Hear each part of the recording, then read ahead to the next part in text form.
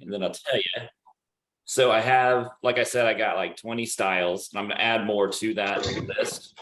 But I have an extra can or bottle of the same ones that we did on Tuesday. So if that, anyone who was not there wants to get together separately, you could do all 8 of those, and I could proctor it without worrying about like seeing what it is. What are y'all doing tomorrow? I'll be at the office for the morning. I could probably get down to the office in the morning. I could be there in the morning too. Well, what time in the morning? So shit, no, well, now I'm thinking about it. So I've got an 8:30 with the IR wine team, just doing a quick thing. And then I've got a 10 a.m. HR meeting. It'll last till probably 11:30. So we could do in between, or Tuesday is also an option. I'm just gonna throw that out there too. Tuesday mornings or next Thursday afternoon. So whatever, but I can make tomorrow work too. I could do Tuesday. It's just if we do those 8 beers and then another that's 12 too much. beers, that's 20 beers in a day. I feel like my palate might be ruined at that point. I'm blowing it out. What about could you guys do like 9:15 tomorrow? Okay. I just might be a little bit late, but I mean, I could get there. I just have to drop my daughter off she's got to be there at 8:30. It takes me about 45 minutes to get to the office. So, if traffic's shitty, then a little late, but it wouldn't be too late. Well, here's the deal too, is I'm basically just going to leave I'll be there as long as I can. I just have to hop on the call at 10, but the beers will be there. So all you're really doing, I printed out like these little packets, and actually I'll show you. Hold on. Let me pull that up real quick. This is the little, it's on the one side. This is the little guy I have printed out for all of us. And then you can just find, there are 3 to a page, but just all of these little slides. So you could just make your guess, talk about it, and then reveal on your own. Like I don't necessarily have to be there if I had to jump on the HR call. I just have all the 8 beers out and ready to go. Yeah. Does that sound? Alan, does that work for you, or what do you? Yeah, definitely. I mean, even if we start at 9:30, we could run through 8 beers in 30 minutes. I think so too. This will be easy. What I'll do is right after the IR wine meeting, I'll just pop over, get them all ready, put them out on the libation station bar. Okay. And then I can help lead it, or you could just go, and if I have to leave, you just kind of go through them. It's pretty easy. All we need is somebody to put them in the brown bags for us. That'd be me. And they're not brown bags. They are Somify, official Somify blind wine tasting game bags that I'm repurposing. I didn't know you were sponsored. Insert shameless plug. Always hustling. How's that going? You still selling that thing? Yeah, for sure. That's awesome. Yeah, it's going all right. We're getting to the holiday season, baby. It's when the magic happens. I may need to order one myself. There you go. Don't do that. I'll bring you one. There you go. Mark, are you with us? I need some stocking stuffers for the holiday season. Yes, I'm here. I got y'all covered. Mark, I feel like we all owe you one for free. You might get a free game and set of bags. I'm just saying. All good. Yeah. All right, let me get this. Let's go and get started here. The great news is Jen's going to join us. So she's one of the proctors, right?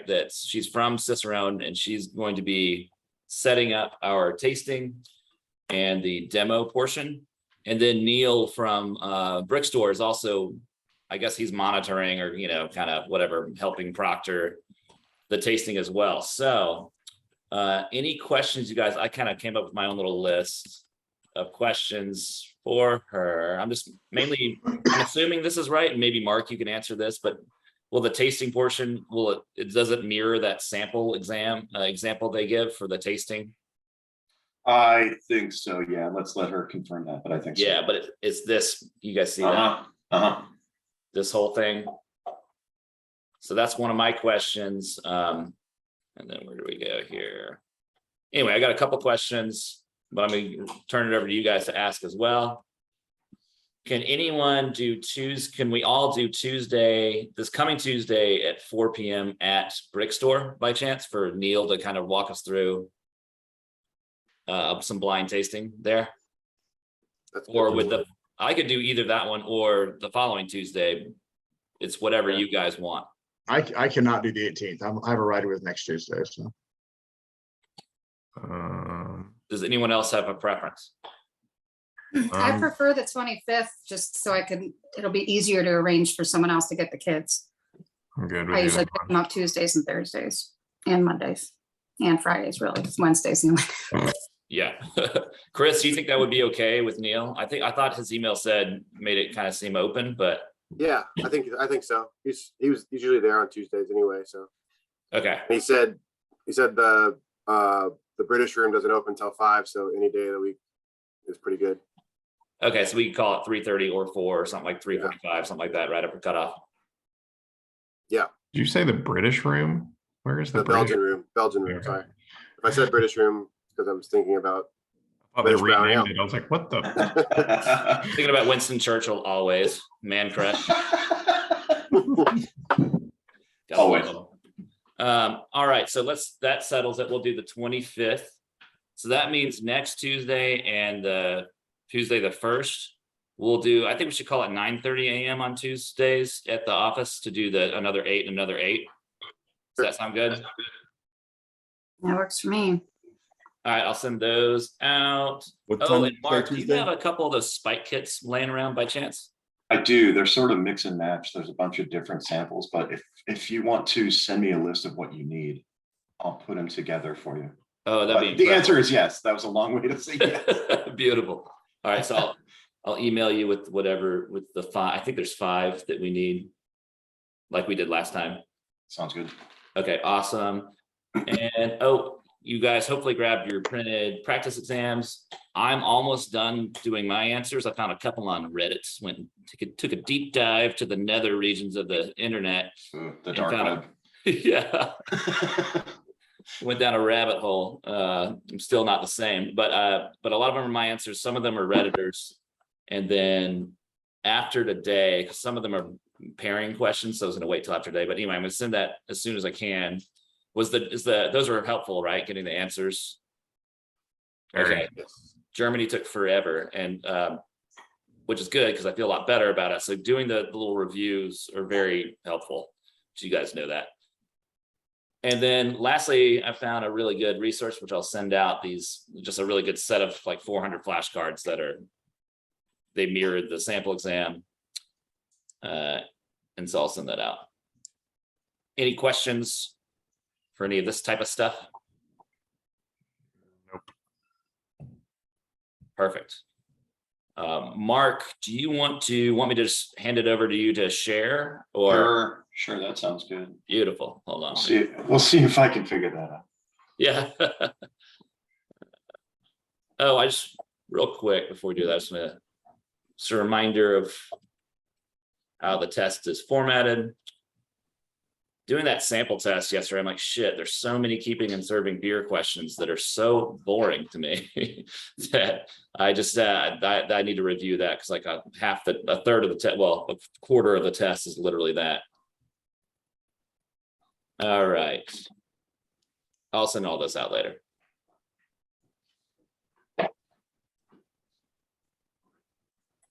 And that's my dog in the background. That's if you guys hear, you're wondering what the hell that is.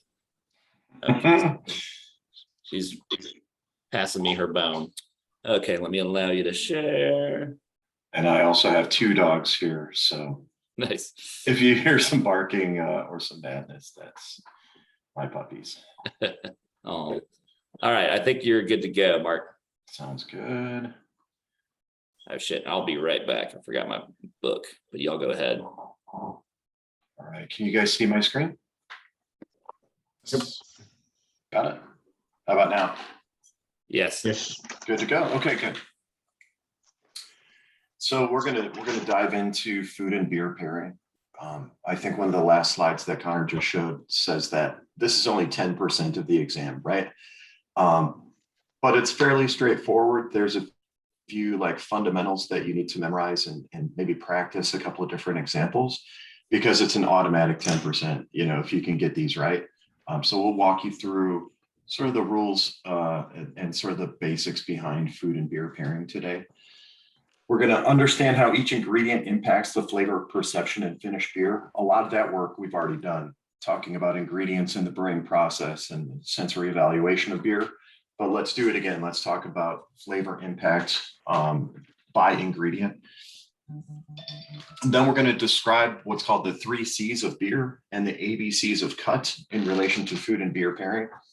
Those things are really going to be what you need to learn and to put into practice when you're answering a essay question about food and beer pairing on the test. So that's the big part of it.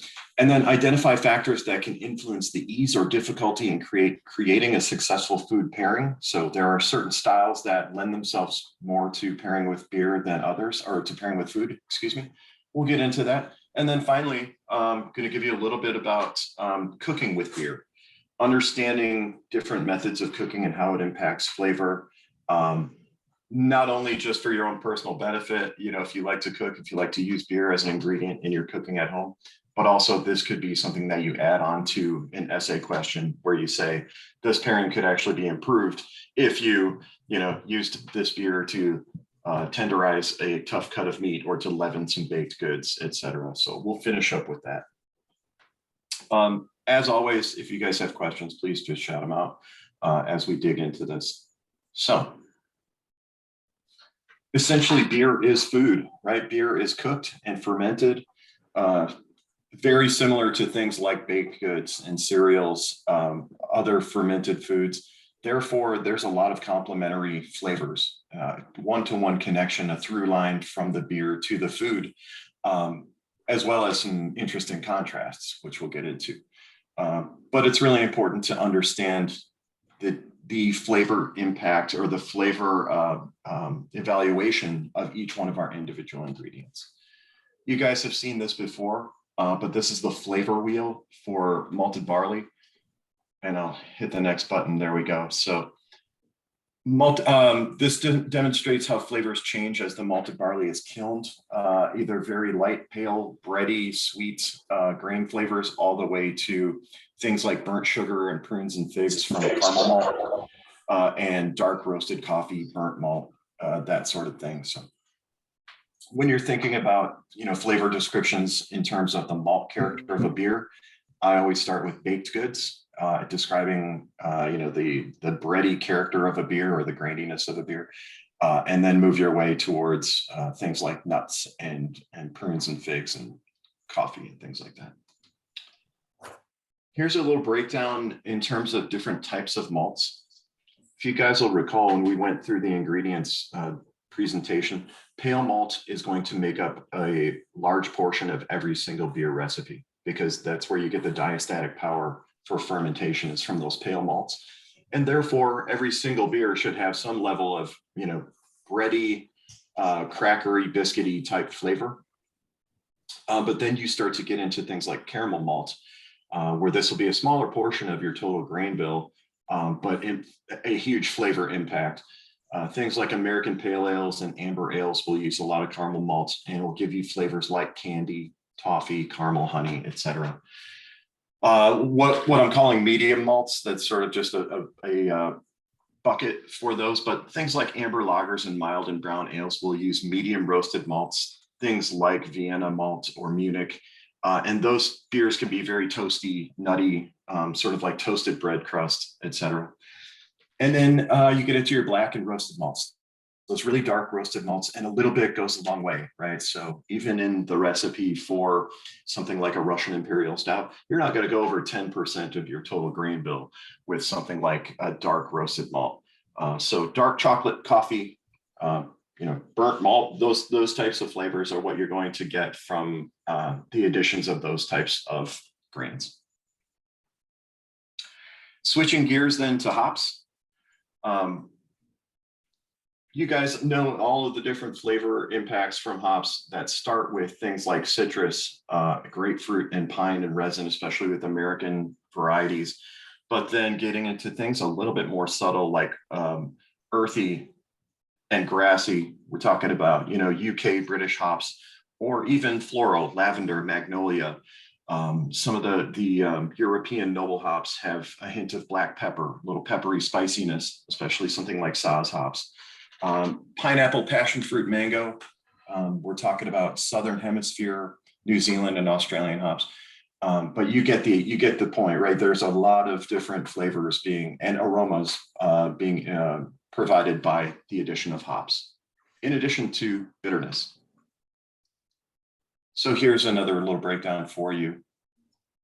I won't drain this entire slide, but these are just some great notes to have in your back pocket as you're preparing for the exam. When you want to talk about a food and beer pairing, you're going to want to describe some of the flavors and aromas in the beer and match them up or contrast them with something that's happening in the dish that you're pairing with. So herbal, woody, citrusy, floral, and fruity are the main buckets, but then really dig into some better descriptors like passion fruit, lemongrass, geranium, et cetera, et cetera. So these are all just additional flavor descriptors for you.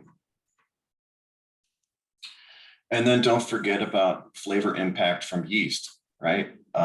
It's not only that utilitarian ingredient that causes the fermentation to create alcohol and CO2, but also can impart a lot of flavor into different beers, depending on the beer style, depending on the strain of yeast and how it's managed throughout the fermentation.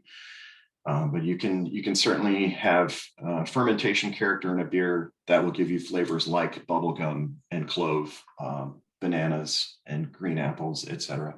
And then don't forget about sour beer, right? The use of bacteria like lactobacillus to create a lower pH and a sour tartness in beer. Those are other flavors that you can really use to pair with different types of food. Esters and phenols are the two types of main descriptors for yeast, the flavors that are imparted by yeast in fermentation. So things like banana, pear, pineapple, etc. Those are fruity esters. And then phenolic flavors, phenols, are things like pepper, clove, smoke, vanilla. So the classic example we always talk about is the German Hefeweizen, which has banana and clove. So that is esters and phenols, right? A little bit of bubble gum as well. Make sure to take note of some of these flavor descriptors when you're describing your food and beer pairings. And then, yeah, at the bottom as well, wild yeast or lactobacillus, more clean sours. You'll get flavors like, crazy barnyard, goat, goat farm, leather, yogurt, etc.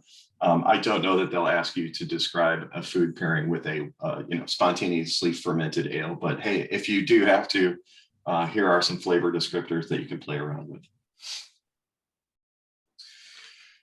So those are sort of the very basic flavor descriptors from the main ingredients in beer. The one that we didn't talk about was water.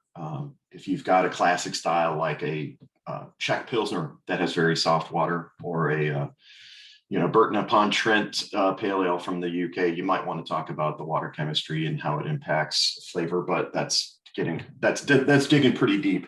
You'll be fine if you concentrate on malted barley, other grains, hops, and yeast. Now, when you talk about understanding how to pair beer and food, a really strong understanding of beer styles is key, because this gives you very precise information. If your essay question on the exam is, talk to me about a pairing with a Belgian wit beer.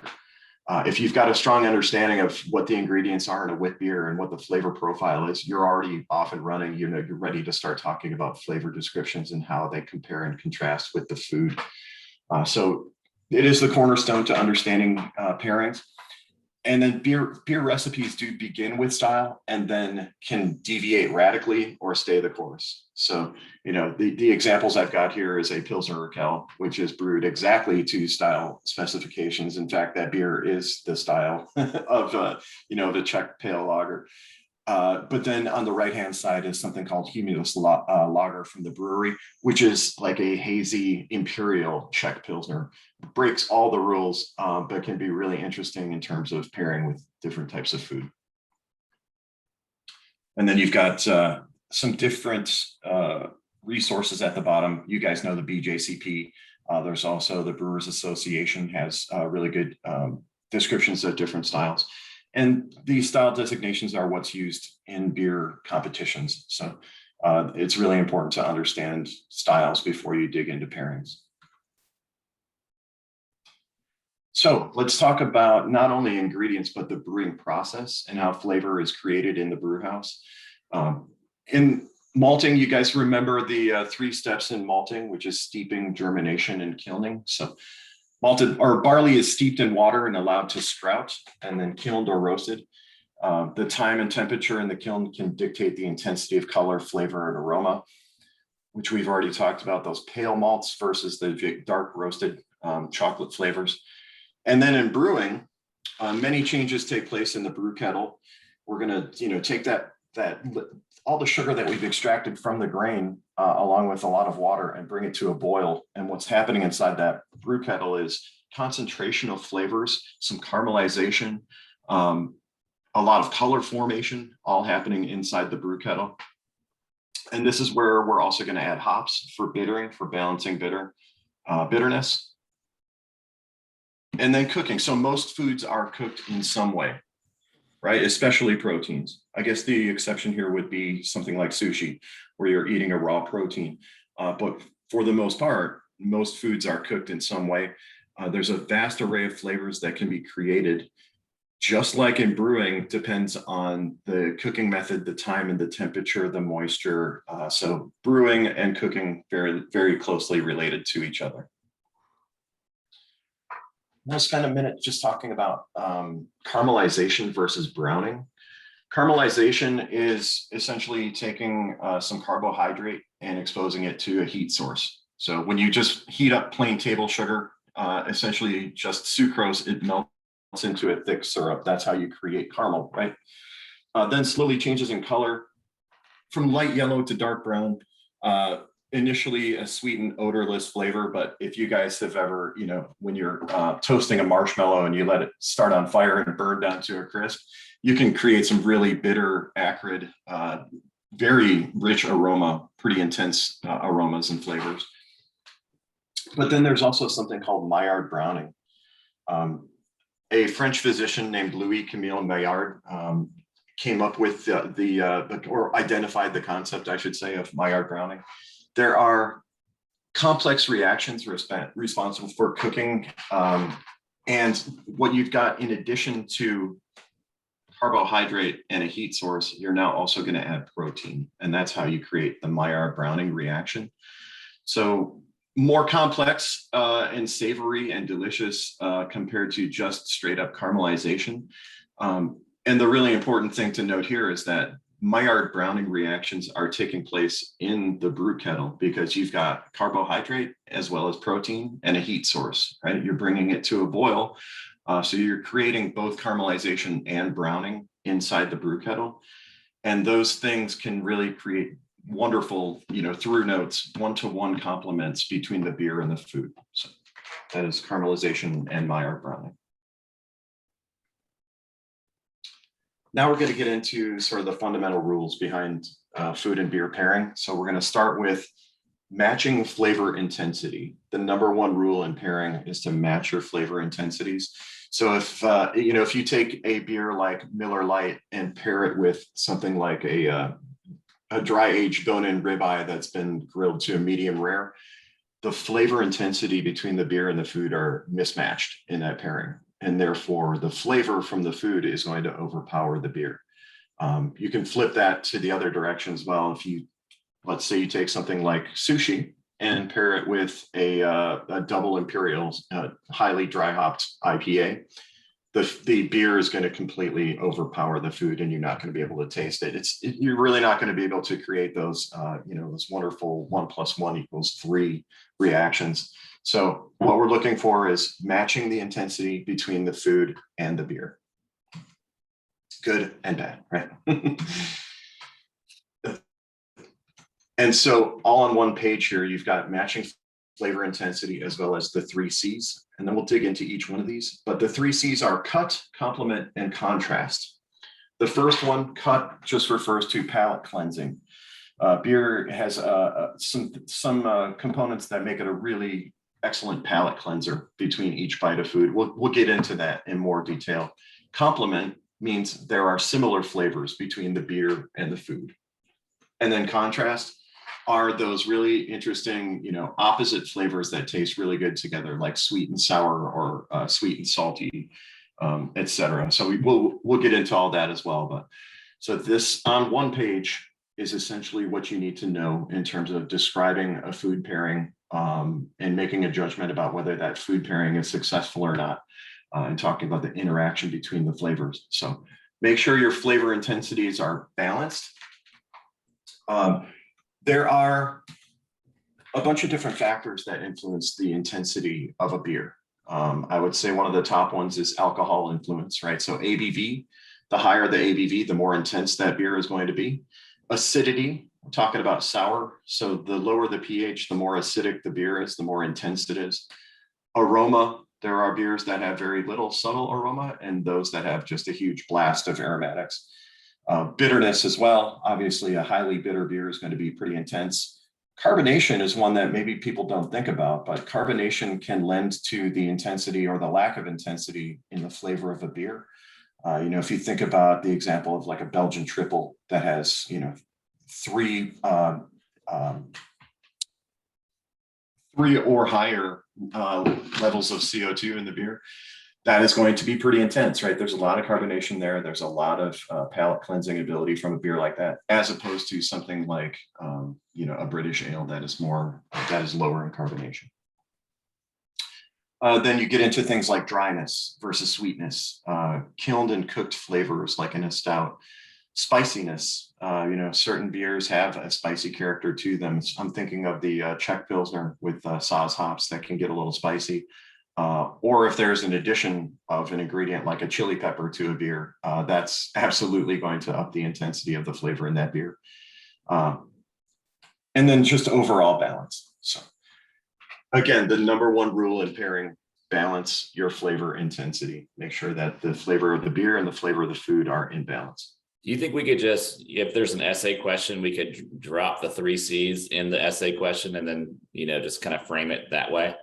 For sure. Yeah, absolutely. And we'll get into a couple examples. The first thing I would mention though is flavor intensity. So if they say, okay, we want to pair up an American IPA with some carrot cake with cream cheese frosting, I would say, okay, these 2 dishes are fairly well balanced because they both have a nice high level of intensity in terms of flavor, and then describe the 3 C's going forward from there. Let's start with cut. Here has the ABCs of cut: alcohol, bitterness, and carbonation. So when you're, eating a rich, savory piece of cheese, for example, like a Parm Reggiano, there are fatty triglycerides that want to stick to your palate, right? And that's why every bite gets a little less impactful. That first bite of cheese, you're like, wow, this is incredible, great flavor. That second bite, maybe not quite as impactful. That's because you haven't cleansed your palate between each bite. So you need something to break up all those fatty acids, all those triglycerides that are literally, stuck to your taste buds, wash them away so that every single bite is as impactful as the first bite. So alcohol is a great solvent. So it starts to break up the oils from food. Water-based beverages lack this strength, right? So there is no solvents, there's no alcohol in a non-alcoholic beverage. I think that's pretty obvious. There's no alcohol in a non-alcoholic beverage. Write that down. But alcohol does a really nice job of like breaking up all those oils, right, on your palate. And then bitterness comes in as well. Activity from the hops also helps chemically break down fats and oils and acts as a solvent to start breaking down all those fatty triglycerides. And then really the secret weapon that beer has over, all those other beverages is carbonation. Carbonic acid in solution will dissolve food particles, and then the CO2 bubbles will physically lift the now cleansed particles from your tongue and allow them to be swallowed. So that is the ABCs of palate cleansing. Here's a little graphic demonstration of this. So here is your tongue. Okay, Connor, you've seen this before. These are my PowerPoint skills. Now you've taken a bite of cheese and you've got these fatty triglycerides, stuck to your tongue. then take a drink of beer, and the alcohol is the first thing that's going to come in. It's going to take off the tops of those fatty triglycerides, start to act as a solvent and break down those proteins. The next thing that happens is the bitterness from the beer comes in. That's an isomerized alpha acid right there, isoalpha acid, right? That came in, and additionally, chemically started to break down the fatty triglycerides, the proteins, all that savory goodness that got stuck to your tongue. Now you've got CO2 bubbles from the carbonation in the beer that are going to physically lift everything off of your palate, so that now you've got all those delicious flavor compounds rolling around in your palate, creating, this 1 + 1 = 3 reaction where you've got, interesting reactions between the food and the beer. But at the same time, you've also got a refreshed palate. So your tongue is, just like step 1 in this slide, you're back to stage 1 and you're ready for another bite of food. And that next bite of food is going to be just as delicious and impactful as the very first one. So that is the ABCs of cut. We're going to get into complement next. That's the second of the 3 C's. So complement is similar flavors shared by the beer and the food that are delicious together. So bready malt flavor of beer complements with similar breads. Obviously, things like a pretzel and an amber lager go together really well because they've got identical tastes. Oh, there's your dog. They got some identical tastes that complement each other. A direct 1-to-1 flavor complement.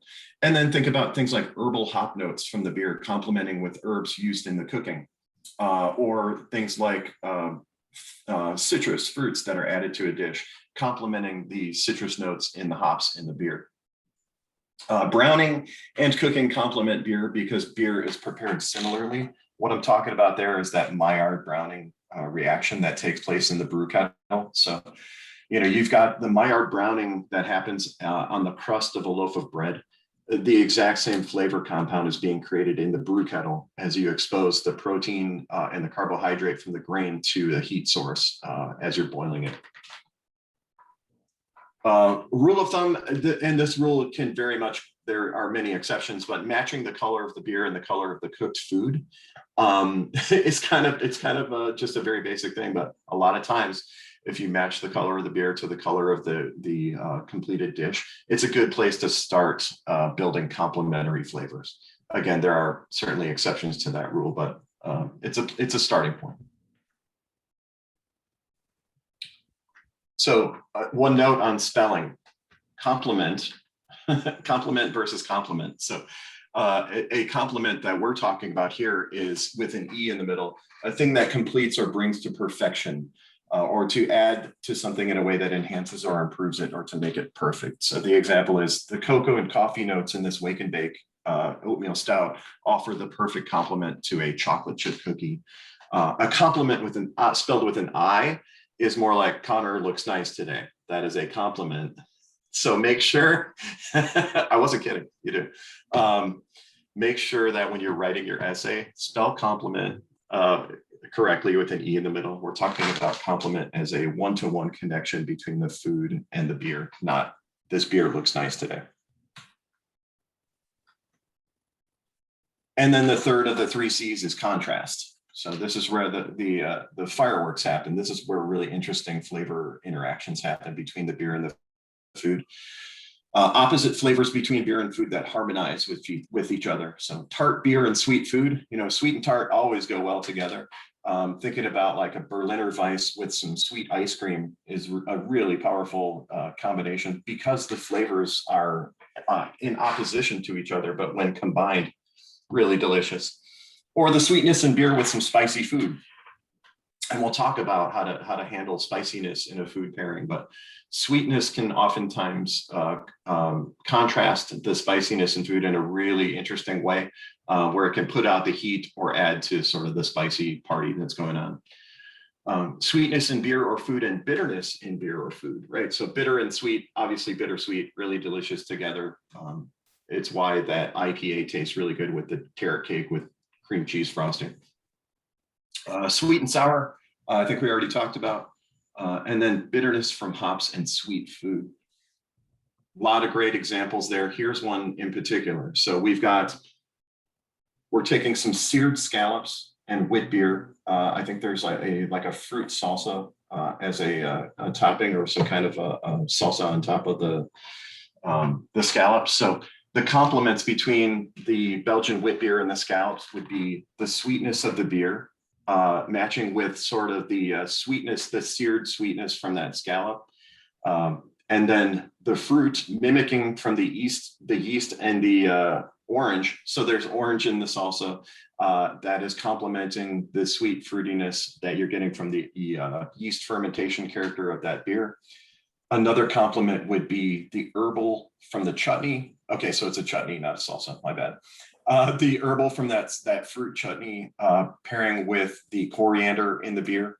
And then there's a textural complement. So light and creamy texture of the beer with sort of that soft, texture in a seared scallop. On the other side of that is contrast. So what are the contrasts between the beer and the food? You've got the sweetness of the beer and the herbal spiciness of the chutney. There's a sweet and spicy. There's also sweet and salty, which is probably my favorite contrast. Sweet and salty together is really delicious. So if you think about, the sweetness of a Belgian wit beer and the salt that is on that prepared protein, you've got a full description there of the complements and the contrast between the food and the beer. Does that make sense? Cool. So yeah, here's beer and spicy food can be delicious together. Spicy can be emphasized by hoppy beers, right? It can take the spiciness and like put its foot on the gas, or it can be balanced out by sweetness. Do you want to put out the fire, or do you really want to feel the burn? Sometimes it's best to emphasize the spice. Sometimes it's best to put out the fire. It all depends on what you're into. One of my favorite pairings that a lot of people don't, automatically think of is spicy buffalo wings with something like a milk stout. So sweet and spicy, rather than ramping up the heat, the lactose sugar, the dark malted grain, a lot of residual sugar in that beer is going to help put out the heat from the spicy sauce on those wings. So we, I think I've told you guys about this, but we have a chicken wing and Riesling party every fall. So we'll start with mild wings and a drier Riesling, and then we go, as the hotter we go sweeter Riesling. That makes perfect sense. Sweet and heat, baby. It's perfect. Sweet and heat. I love it. A question on that. So is it more important to sweet versus heat, or to cut it with something like an American light lager or something like that? Really depends on the flavor profile that you're going for, right? It's sort of, there are no wrong answers there. Okay. If you want to have those spicy buffalo wings with, a nice dry American light lager, it's certainly going to be a thirst quenching aspect to that pairing. That's why it's such a classic pairing. But you can also go sweet. You can also go IPA. Bitterness matched with spiciness is going to ramp up sort of the fire. It's going to throw gas on the fire. That might be what you're looking for. So I'd say I guess for the test, it's not really whether it's right or wrong. It's how you explain it. Exactly. Yeah. Justify why it's a good pairing, why you think it's a good pairing. Sure. I think if you do a good job of that, you're going to be just fine. Yeah.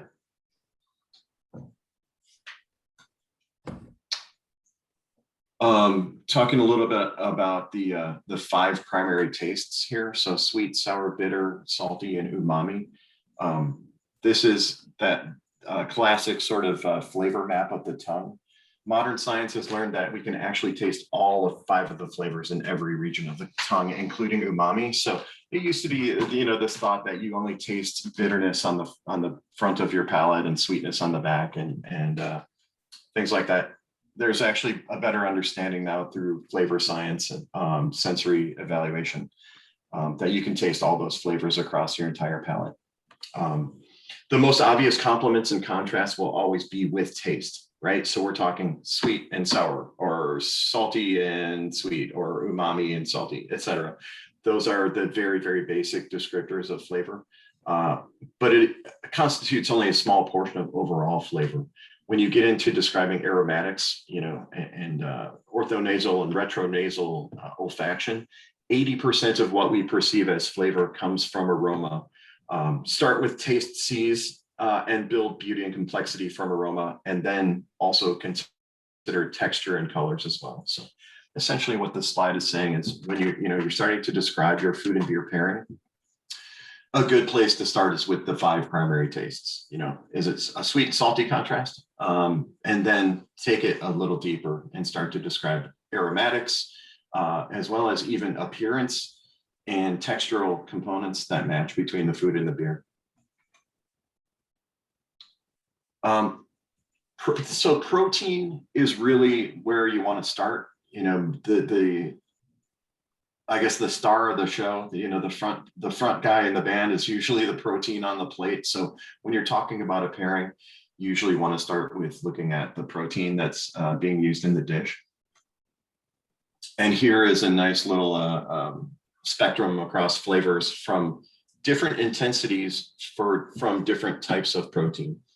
Different proteins, regardless of the type of cooking method that you use, can have their own inherent intensity, right? So something like shellfish is almost always going to be less intense than something like, pork, because there's just more inherent flavor in that protein. But then when you add cooking method, there's all kinds of different interactions where you can create different types of intensity. So here's another sort of, again, a lot of exceptions to this rule. These rules can be broken, but this is a great place to start in terms of looking at the malt color spectrum and matching it up with the color of your protein. So things like domestic lagers and wheat beers are going to probably pair really well with things like shellfish and seafood, because there's a color match there. There's an appearance complement between the two. And then things like porters and stouts and dark lagers and Schwartz beer are probably going to pair really well with things like beef or game, things that have a much higher intensity in terms of the protein. Taking that another step further here, we've broken it down into sort of different types of food and matching them up with different beers. And you can see right down the middle, those European amber lagers, Marzen, Fest beer, Vienna style lager, are going to pair with just about anything, right? They're just incredibly food friendly beers, but there are a lot of different recommendations here that work really well. And for the most part, these things make a lot of sense. The one exception that we've got listed up here is in the upper right-hand corner, which is oysters on a half shell with a porter or a stout. That is what we would call a provenance pairing, not necessarily, when you think about the intensity of a raw oyster, it's not incredibly intense in terms of the overall protein, but it's a classic pairing that dates back to like 17th century Britain, where porters and stouts were the beers of the day that were being served in London, and oysters were incredibly, bountiful. When you went into a pub, there would be, free oysters on the bar rather than a bowl of peanuts, just because they were so cheap and plentiful. And so over time, there became this, connection between porter beer and raw oysters. So sort of an exception to the rule.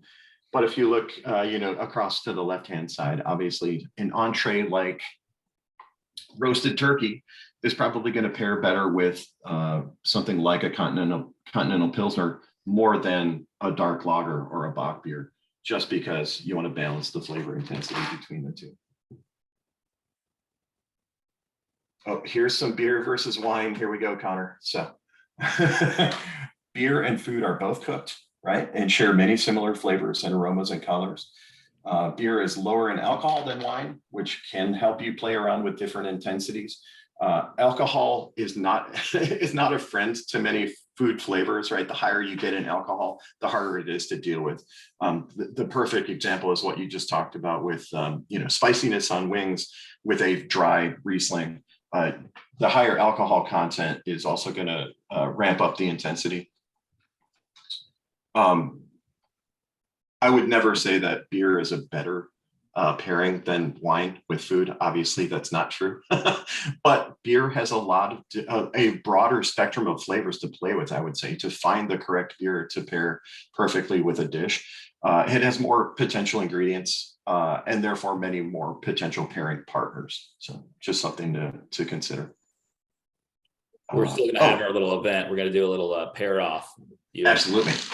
We'll have everyone vote. Beer versus wine dinner. We Yeah. have to do it. Yes, it will happen. And beer, again, has the ABCs of cut for palate cleansing. ABCs of cut were alcohol, bitterness, and carbonation. You certainly have alcohol in wine and some bitterness or astringency in wine, but not the carbonation. In the vast majority of all wine styles don't have any carbonation. So beer has the advantage against wine because of the ABCs of cut for palate cleansing. And then on average, wine is 10 times more acidic than most beers. Acidity, again, another factor that influences the intensity of the beer. And you have to match up, remember to balance your flavor intensities. The exception to that rule, of course, is sour beer. Sour beers can be just as tart and acidic as wine. So food and beer and food pairing principles. Always start with balancing flavor intensity. Strive to balance the flavor intensity between the beer and the food. Once you've achieved balance between the food and the beer, one doesn't overpower the other. Now we can start talking about the 3 C's, right? This is actually talking about a beer dinner. So if you're having a multi-course dinner where you're pairing food and beer, it's always a good idea to pair lighter flavor intensity pairings earlier in the meal, and then let things get more intense as you get towards the end. So start with something like an appetizer with a protein and a cooking method that are fairly light in intensity, and pair that with a lighter beer, and then get more and more crazy as the meal goes on. The one exception to that might be the dessert course, where you back off from intense and go to something a little more flavor, a little sweeter in flavor profile, or a little more refreshing or thirst quenching. Use the 3 C's as a guide to understand and communicate flavor relationships. Again, I think this is probably the most important thing in terms of the exam and writing a nice essay question about a food pairing, is to use balancing flavor intensity and the 3 C's to guide your description of the pairing. And then as a rule of thumb, a color of the beer and the color of the cooked protein is a great place to start. There are exceptions to the rule, but beer and pretzels go really well together. They usually have at least similar colors with each other. And then most importantly, right, pairing is an art. It's not a science. Like we talked about earlier, I don't think there's any wrong answers as long as you can justify why you think that beer pairs well with that dish. But there are certain guidelines that help you. Practice, explore, have fun. The homework is really fun, right? Turn every meal into a beer and food pairing dinner, especially breakfast. Over the next few weeks, as you're thinking about the exam and how to prepare, every time you have a beer with food, write down the 3 C's. Cut, complement, contrast. Why does this pairing work? Or maybe it doesn't work. Why does this not work? And really get into the habit of thinking about 3 C's and balancing flavor intensity. Here's a nice cheat sheet for you. So beer and food commonalities, one-to-one complements between different foods, and I'll make sure you get a copy of this, as with all of the other decks that we've presented. So I won't go through this whole thing, but you see at the bottom, this is lifted right from Tasting Beer by Randy Mosher. So I think you guys already have that book. This was just something. This was for this presentation was for a sales meeting. So how will you use food and beer pairing to sell more beer? Coffees for closers.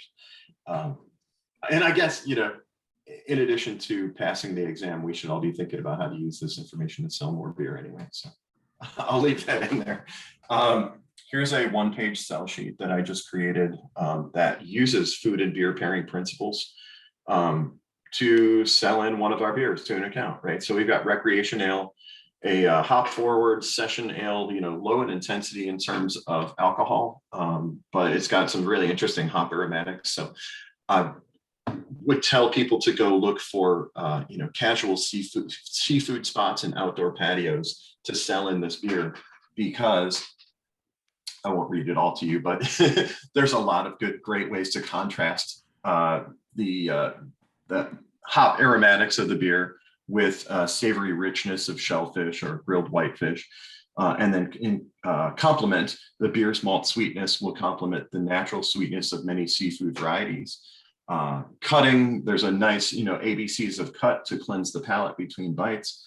And then in terms of balancing flavor intensity, the thirst quenching sessionability of this beer perfectly matches the flavor intensity of proteins such as shrimp, scallops, tilapia, etc. Here's another one, same deal. This was a beer, a limited release seasonal that we don't have anymore, but it was a cranberry pumpkin fest. And the idea here was to pair this with more savory, more intense dishes. All right, so we've done the balancing flavor intensity. We've talked about the 3 C's of pairing. Again, those are your fundamentals. That's where you always want to start. I'm going to talk a little bit about styles, styles that are easier to pair with food and styles that can be more difficult to pair. So the factors that influence the ease of pairing are things like ABV. The more moderate the ABV, usually the easier it is to find a good dish to pair it with. As well as bitterness, low to moderate IBUs. Balanced flavor profile, what I'm talking about here is sweet versus dry. So the more balanced the flavor profile of the beer is, usually that style is easier to pair with food. Carbonation we talked about, and the finish, either crisp or a long, more viscous mouthfeel in a beer. Traditional ingredients, this is a big one. So beers that have additional ingredients such as spices or barrel aging, especially smoked malts, super intense, can be difficult to find a dish that will match up well with them. Sometimes those pairings are more impactful because there's more intensity, but it becomes harder to find the perfect pairing. So certain styles more challenging to pair with. More easy, flexible pairings are amber lagers and ales, right? So those really easy drinking, moderate ABV, moderate level of bitterness, thirst quenching, level of carbonation. Belgian wit beers, Belgian triples, Bohemian pilsners, always, easy to find a good pairing. Things that are a little more challenging. We're on opposite ends of the spectrum here in terms of intensity, but something like an American light lager and a smoky Rauch beer, those are opposite ends of the intensity spectrum, but both can be difficult to pair with different foods. Could you say that those could be contrasts, the challenging ones? Would you use them more as a contrast than a complement, I guess? Yeah, absolutely, for sure. And we'll dig into some of the examples of that. But yeah, the more intense flavor characteristics of the beer can be used really successfully as a contrast to something in the dish. Yeah, for sure. So flexible styles, amber lagers and ales, again, extremely food friendly. These beers sit squarely in the middle of the beer color spectrum, right down the middle of the SRM spectrum. So that will immediately give you an idea that these are going to be food friendly and fairly easy to pair with.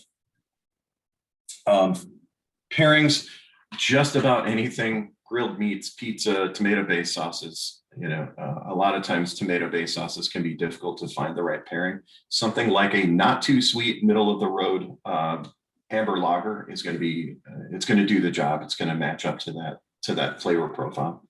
And here's a couple of examples. Obviously, this is very Molson Coors focused, so you'll see brands like Killian's Irish Red and Leinenkugels Red, but you get the idea, right? Martzen Oktoberfest falls solidly within this spectrum of really nice food-friendly beers, and American Amber Ale as well. Belgian wit beer, also really nice and food-friendly. Citrus is very desirable companion to many flavors. If you think about the example of, putting a squeeze of lemon juice onto seafood, that citrusy, acidic balance between the lemon juice and the shellfish is that same interaction between the citrusy notes in the beer and the food. So you've got that great balance and contrast there. Belgian wit beer, also excellent to cook with, to use in things like salad dressings and gastriques, sauces and marinades. We'll talk about that when we get into cooking with beer, but it's really an excellent food-friendly style to pair with and to cook with. Brunch is oftentimes, it can be a difficult thing to find the right pairing with. I would say Belgian wheat beer is always an excellent choice, right? It is able to stand up to something like an omelet, the sulfury and high protein content in an omelet, along with other spicy dishes. Things like Allagash White and Hoegaarden, and of course Blue Moon are going to do really well with breakfast. But also, spicy Mexican food, barbecue chicken, pork dishes, nice and easy, very flexible. Belgian triple. So you've now ramped up the alcohol content certainly, and the carbonation as well, but still a really nice, very food friendly, flexible style to pair with. There's a complex interplay of earthy herbs and spices with flowery hop notes. Think about all the opportunities there to create complements and contrasts with a dish. The fermentation character, that spicy, fruity yeast character of any Belgian ale, but especially a Belgian triple, really creates a nice contrast as well. And then the ABCs of cut, you've got that really nice high level of carbonation that's going to do a nice job of cleansing the palate in between each bite. Some classic pairings with a Belgian triple, things like pork tenderloin, fruit salsa, Asian barbecue, duck confit, mussels, which could actually have some of the beer in the sauce, is always an excellent. Mussels steamed in Belgian triple is a great pairing, a classic pairing. And then last but not least, Czech Pilsner. Another flexible style, fairly easy to pair with. There's enough caramelization to resonate with many cooked foods, Maillard browning and caramelization. This is a beer style that, if traditionally brewed, is triple decocted, meaning that you've taken a portion of the mash and brought it to a boil and then reintroduced it into the mash multiple times. You're creating a lot of caramelization and Maillard browning in the brewing process. That's going to create a really nice complementary through note from the food to the beer, as well as some buttery notes. Remember, diacetyl is acceptable to an extent in Bohemian Pilsner and Czech Pils. So you can find a complementary flavor there. Low ABV, right? We're looking at 4.1 to 5.1 ABV, so it won't overpower or distort flavors. And then the Saaz hops, a snappy hop finish and somewhat high level of carbonation help with palate cleansing power. One note at the bottom: this can certainly be tough with desserts, right? This isn't a great dessert pairing, but across the spectrum of all other food pairings, this one's pretty flexible. Things like pork tenderloin and apples, roasted turkey, sausages, lots of great options there. Now we'll get into some of the more challenging pairings. So American light lager, extremely delicate. This is such a subtle style of beer that it can easily be overpowered. And therefore, if you haven't balanced your flavor intensities, you've already lost the battle and you don't have a successful pairing. So you've got to look for proteins and cooking methods that are very subtle to match the intensity of this beer. But it can work really well, especially with early courses and appetizers, things like sushi and lightly prepared proteins that don't have a ton of inherent intensity in them already. If done with skill, can be really great. So here's a couple of examples: ceviche with Coors Light, caprese salad, haricot vert, raw vegetables, seared scallops. Again, really, delicate, light flavors can match nicely with dishes that are similar. Now we'll go on the other end of the intensity spectrum to an imperial IPA. IPAs can be difficult to find good pairings because high bitterness and high alcohol lend to that higher intensity in flavor, can overpower a lot of dishes, can lead to palate fatigue.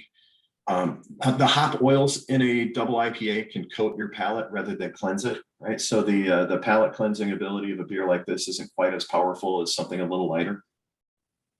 Hops are the focus. right? So you can either accentuate or mute them. It says here that it's tough with desserts. I disagree with that. I actually love to have an Imperial IPA with a dessert because of that bitter and sweet combination. It can be really impactful. Just make sure that your dessert is intense enough to stand up to the beer.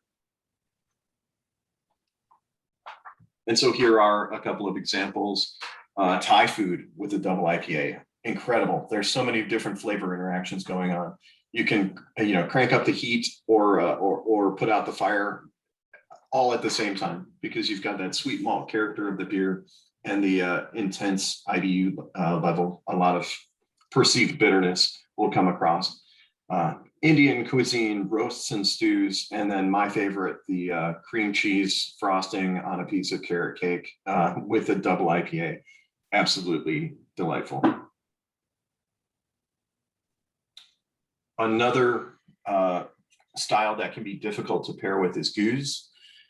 They can be very tart, right? These are spontaneously fermented and low pH, so tart and acidic, a lot of funkiness going on, a myriad of funky flavors, limited more by its polarizing flavor than its ability to work with food. Meaning, if you find the right dish to pair with a nice glass of goose, it's going to be absolutely exceptional, a wonderful pairing. But a lot of times people will, take that first sip of goose and say, "Oh, that is funky. That's not for me." Whereas if you pair it with the correct dish, it's going to be really exciting and powerful. Can be fantastic when done right. And so here are some examples: moules frites, oysters, cherry stone clams. There's a lot of seafood here, right? A lot of shellfish. But also things like a farmhouse terrine, game meats, Stilton cheese, which is incredibly intense. But think about the funkiness of a Stilton cheese paired with the tart acidity and sort of some of the more funky aromatics of a goose. Really, really nice, impactful pairings. And then finally, Rauch beer, which is a smoked Marzen style. You've got a really intense flavor profile here. Smoky flavor can be overpowering and polarizing, of course. This beer smells kind of like barbecue, right? Building on the smokiness can get medicinal and phenolic and overwhelming. So people, might think, oh, we've got a smoked beer, let's pair it with some smoky barbecue. When you add smoke to smoke, it can sometimes not be, very pleasing. It can actually get just to be a little too acidic, or I'm sorry, astringent. There's just too much phenolic going on there. So really, the more impactful pairings are to go away from smoky type foods. Things like a smoked salmon or a sweet mole sauce, aged cheddar cheese with a smoked beer is absolutely fantastic. Cherries, spicy peppers, and rubs on grilled meats can really be impactful. So certainly a challenging style to pair with, but again, if you do it right, these are some of the best pairings you can ever put in front of a customer. Okay, so in summary, knowledge of beer styles is crucial. Remember, understanding the style when, if you're faced with an essay question that says, pair this food with this style of beer, if you understand what that style is all about, you're already well on your way to understanding balancing flavor intensity in the 3 C's. Some styles are inherently more intense than others, making them somewhat more challenging to successfully pair food with. Challenges also emerge with styles that are incredibly delicate, like the American light lager example. Styles with lower levels of intensity can be paired with a larger variety of dishes with success. And here we're talking about Oktoberfest, Vienna style lager, amber ales and lagers, really food friendly and easier to pair with. Creating successful pairings with more challenging styles can be much more impactful though, if done right. So a pretzel and an Oktoberfest is a great pairing, but you might say it's a little boring. A more impactful pairing might be take that pretzel and pair it with a sour Berliner Weiss that has some fruit character to it. Now you've got a lot more going on As long as you've balanced your flavor intensities, you can start to look for complements and contrasts that work in the pairing. So cool. Before I move on to cooking with beer, which is just a little bit more of a bonus content that can certainly be helpful in writing your essay questions. Before I move into that, what questions do you have?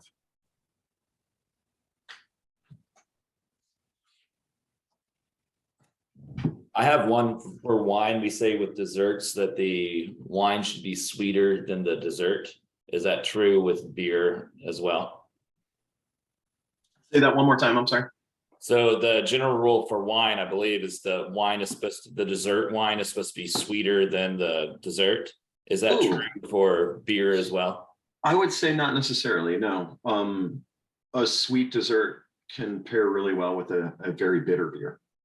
Okay. Because of the contrasting flavor. I think, yeah, going super sweet with a beer in terms of a very sweet dessert can definitely work, but that is more of a complementary pairing, sweet on sweet. I would look to something more like bitter or sour to contrast with the sweetness in the dessert.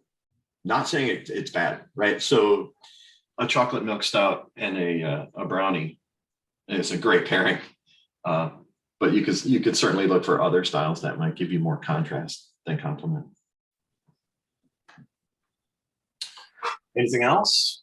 Do you guys feel confident that you could, put together a good description of a pairing using the 3 C's? And This question kind of came up on Tuesday, and it's going with the pairing, but it's also going with the style of analysis. Is if you take a flavor like the roasted malts and burnt coffee flavors that come through, is that going to be included when you're describing the perceived bitterness of the beer?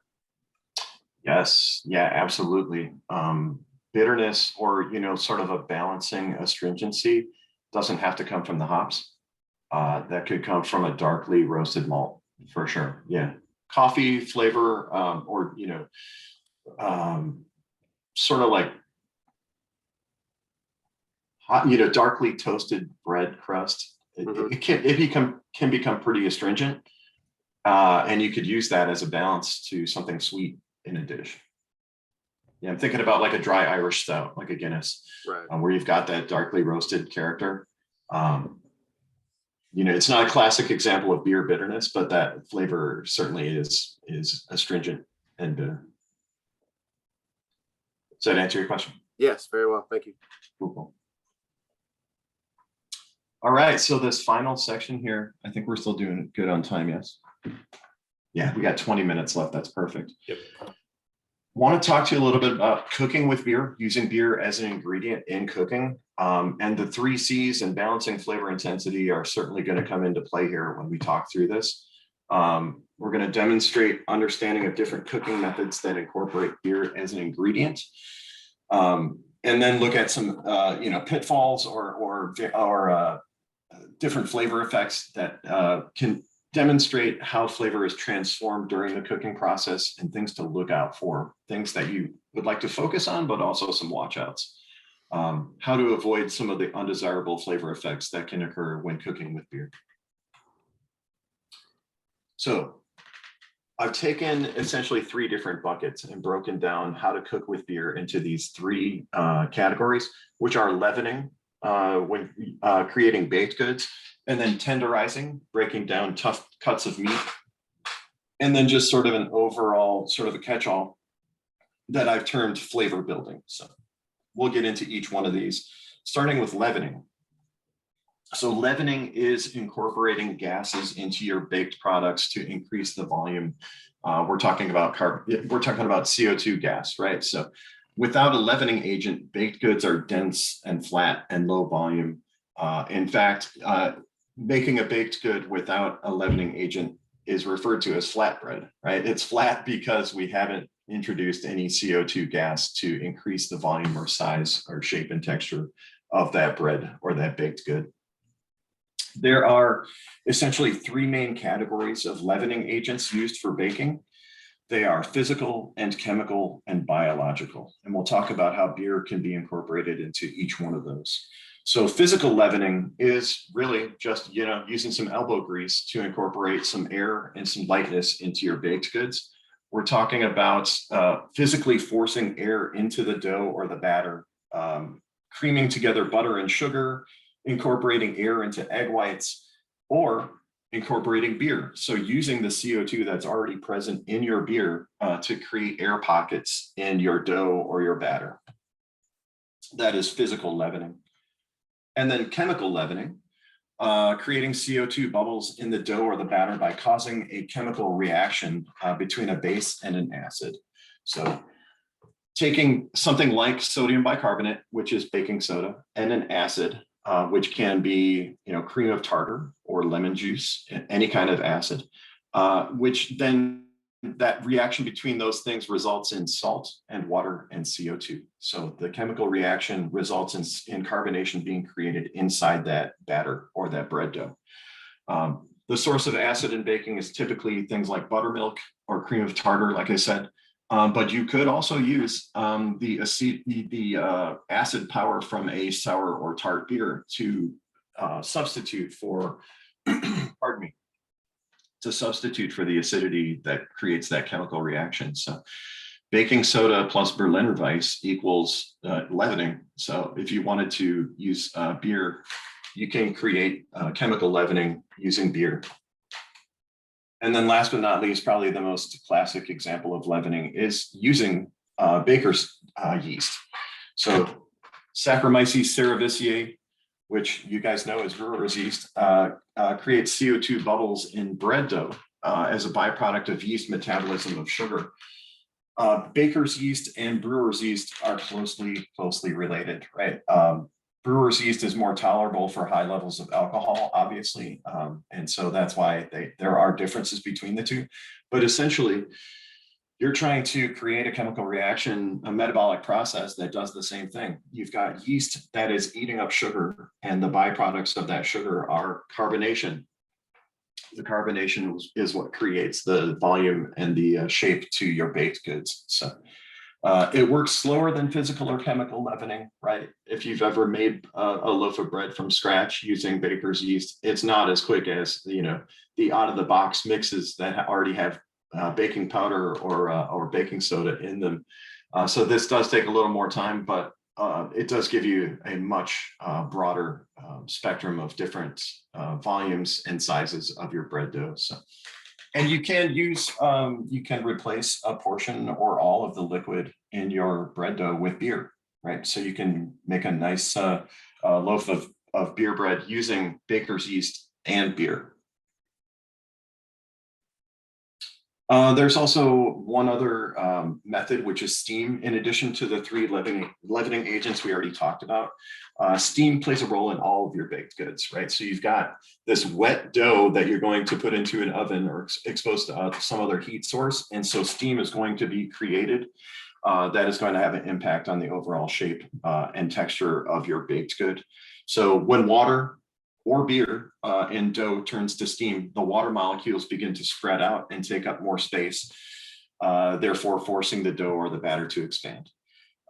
Some baked goods use steam primarily as their source of creating texture and size, such as pita bread, Yorkshire pudding, relying on steam rather than chemical or biological leaveners.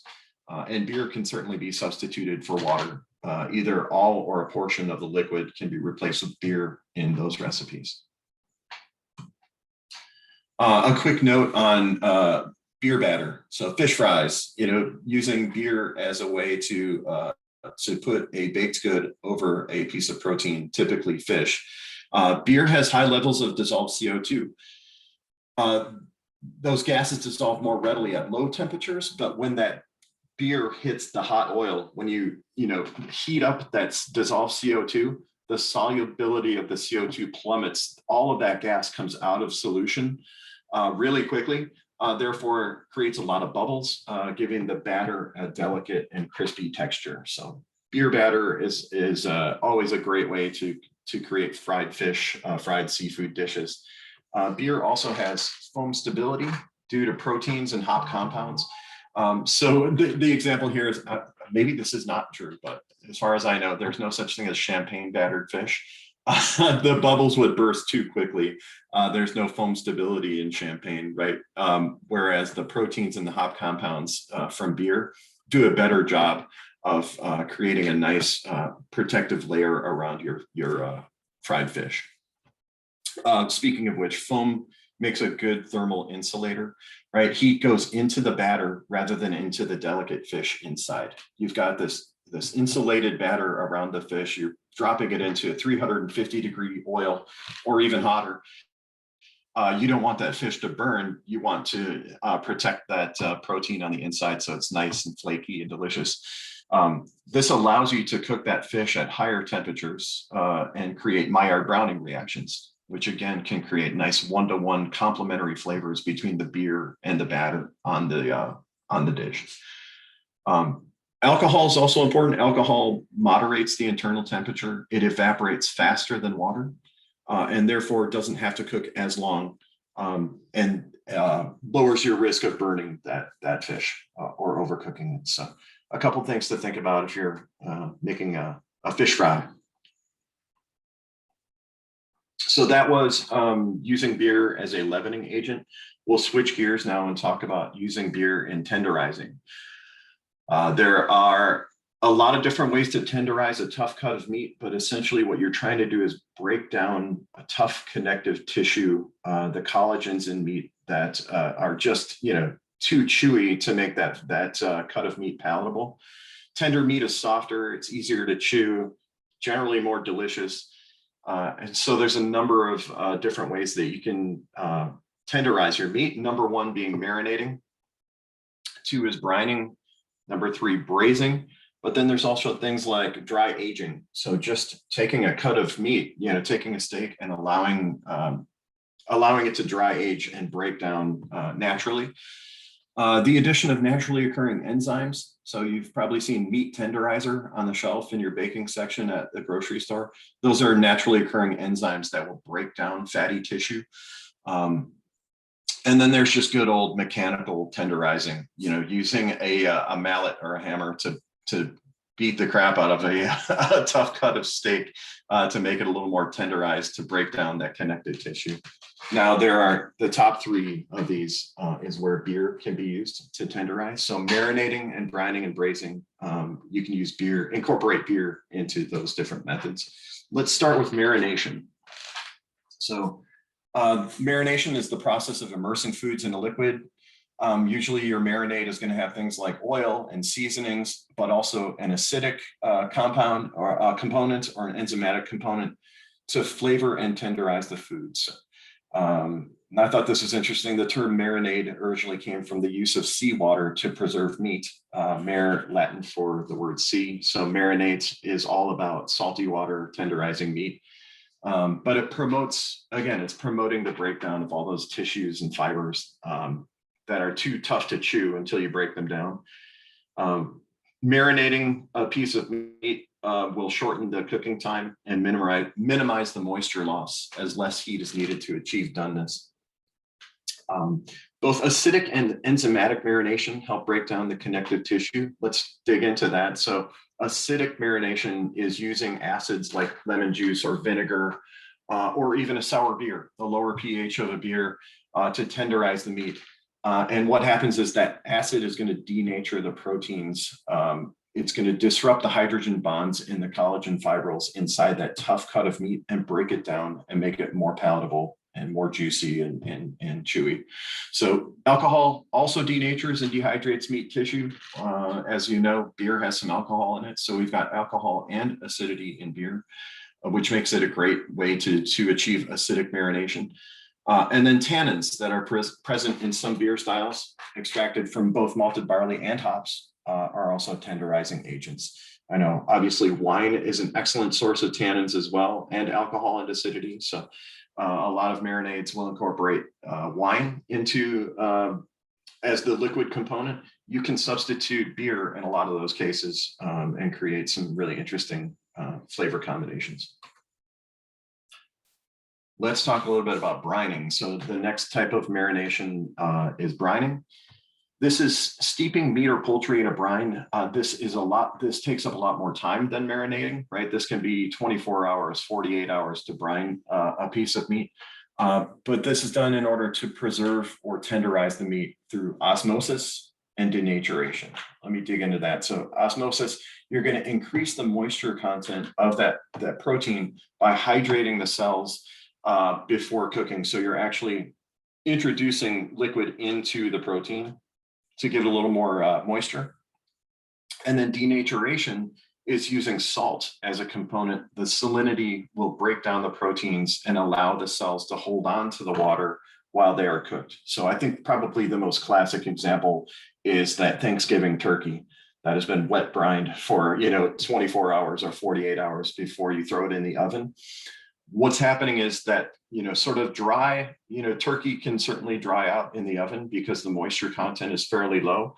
By brining it for several days or several hours, you're going to introduce some moisture into that meat, which will stay inside that nice cut of turkey.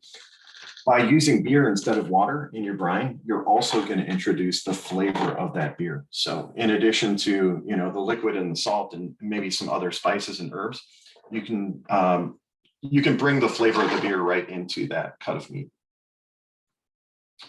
And then the last tenderizing method we'll talk about is braising. So this one certainly doesn't take as much time as something like brining. This is more of a cooking method than something that's done before. But essentially what you're going to do is take a cut of meat and sear it at a high temperature. You're going to create Maillard compounds, those delicious Maillard browning compounds, and then finish it in a covered pot at a lower temperature. So you're going to turn down the heat and then cover it in liquid. Which could include, stock, balsamic vinegar, but certainly either wine or beer are excellent liquids to use in braising. The heat and the time and the moisture work together to break down those tough connective tissues in the meat. A classic example of this, and one of my favorites, I think we talked about it in one of our Belgian style sections, is carbonade flamande. So you take that nice cut of beef roast, cube it down into 2 bite-sized chunks and sear it at a nice high temperature. And then you're going to reduce the temperature and add a bunch of beer, as well as onions, potatoes, carrots, some spices and herbs, and then put the lid on that pot and let it simmer, let it braise for hours until the meat is, just breaking down and nice and tender. The classic example of this is to use Flanders red or an oud bruin. So you've got a sour component, a sweet component, and the nice savory umami flavors from the protein. Just a fantastic way to incorporate beer into your cooking. Finally, I'll just talk about flavor building. So again, sort of a catch-all in ways that you can use beer in addition to things like leavening and tenderizing. You can create a lot of depth and complexity, add just that little additional flavor boost that you're looking for in a dish to really make it come to life. One of those methods is using beer to deglaze a pan and make a sauce. So it's a technique for removing and dissolving browned food bits from a pan, right? So you've created Maillard browning, you've browned a nice piece of meat inside a pan. All those little bits and sort of burnt things at the bottom of the pan can create a really nice, delicious, complex sauce, but you've got to get them lifted off that hot surface of your cooking vessel. So by adding stock or wine or beer or spirits to a pan, you're going to denature all those proteins in the pan, and then you can start to mix them up. It breaks down the caramelized sugars in the proteins and makes a really, beautiful sauce. You can add things like cold butter, olive oil, other things for flavor and texture. But deglazing using beer for deglazing a pan is an excellent way to create a nice sauce. And then soups and stews, you can certainly add a splash of beer to your chili or your beef stew. The intensity of flavor added is going to be impacted by the amount of beer you're adding and how long it's reduced, right? So Just be careful instead of maybe substituting 100% of the liquid in your recipe with beer. Start with 20% and see how that tastes, and see if the intensity is where you want it to be, and go from there. Desserts are also an excellent way to use beer to incorporate into your cooking. So leverage the malty sweetness of a beer to create a decadent dessert. You can add some beer into your cake batter before baking it, or utilize the bitterness and acidity of a beer for a contrasting depth of flavor. Those are some pears poached in Flanders red on the left-hand side. So you got to take the sweetness from the fruit and balance it out with the acidity, the tart acidity and malty sweetness from the beer. Cheese making, another interesting way to incorporate beer into your cooking. So beer can be added to cheddar curds and then pressed out. And that is a beautiful, piece of cheese that's been made with a nice dark Irish dry stout. Another fun thing to do is actually use beer ingredients in your cooking. So on the left-hand side are some pecans that have been roasted with some malt extract. If you've been to a homebrew store and you've seen those jugs of malt syrup that you can brew with, you can also use that as an ingredient in cooking to make some really interesting flavors. In the middle, this is a little crazy. We got a little crazy one day, but poached an egg in some wort. Just drew off some wort from the boil kettle and poached an egg in it with a hop leaf garnish. Sure, why not? And then on the right-hand side, using some spent grain from the lauter tun to incorporate into some pancake batter. So you've got the spent grain from the pancakes incorporated right into the dish. Okay, so we just covered 3 different types of ways to cook with beer: leavening baked goods, tenderizing meats, and then flavor building. I want to talk a little bit about some watch outs, things that you should look for if you're cooking with beer. I love this. I hurt myself today to see if I still feel with the IPA sriracha wings on the cover of Cooking with Beer. So essentially, what you need to know is that when you cook with beer, you're going to concentrate the flavors. You're eliminating some of the liquid from the beer and therefore concentrating the flavor, which can become too overpowering. It can actually become unpleasant. So when you take a beer and add it to a dish and evaporate some of the liquid from it, the bitterness can intensify, right? So you're going to have more bitterness exponentially, as well as you can also, really intensify the sweetness of that dish. The malt flavors and the sweetness increase, sugars caramelize. You don't want that dish to be cloyingly sweet and oversweet. So watch out for that. As well as, if you're cooking with something like a dry Irish stout that has a lot of astringent, malted barley, roasted barley aromatic to it, those astringent flavors can increase and again, may become unpleasant. So when you add some beer to that pan and reduce it, just as hop aromatics subside in the boil kettle or on the whirlpool, yeast expression can be diminished as well in the fermenter. Those volatile flavor aromatics will decrease and might disappear entirely as they are heated. So just like, when you want to create a nice aromatic IPA, you add your hops on the cold side. The same concept holds when you're cooking with that beer. You can eliminate all of the beautiful hop aromatics out of that beer if you cook with it for too long. So, oh, look at that. Excellent PowerPoint skills, I must say.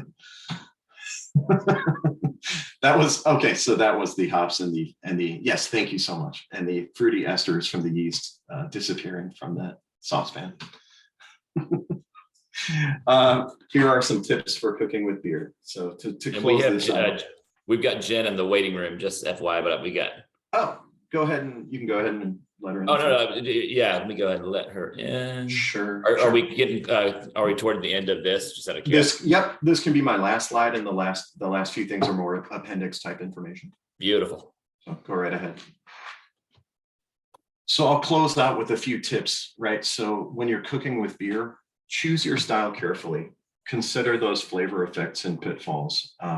as I mentioned, as you cook with beer, you're going to concentrate flavors. So if you've got a flavor that is, highly bitter, you're going to concentrate that bitterness, and you can take something that is really nice and pleasantly bitter and turn it into something unpleasant and astringent. So choose your style carefully. If you've gone too far, if you've reduced that IPA too much, you can balance it back with sweetness or acidity. If the beer has become, or if the dish has become cloyingly sweet because you've reduced that stout too much, you can add a balancing acidity to the dish as well. So don't worry, there's ways to fix it if you've gone too far.